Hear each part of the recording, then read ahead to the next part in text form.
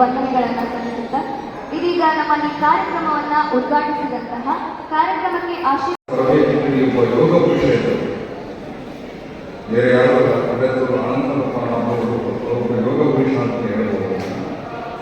ಯಾಕಂದರೆ ಇಲ್ಲಿ ಕಿನ್ನಿಗೋಳಿ ಪರಿಸರ ಒಂದು ಸಾಂಸ್ಕೃತಿಕ ನೆಲೆನೀಡು ಆಗಿ ಅತ್ಯಂತ ಶ್ರೇಷ್ಠ ಕೊಡುಗೆಯನ್ನು ಸಮಾಜಕ್ಕೆ ಕೊಟ್ಟ ಧೀಮಂತ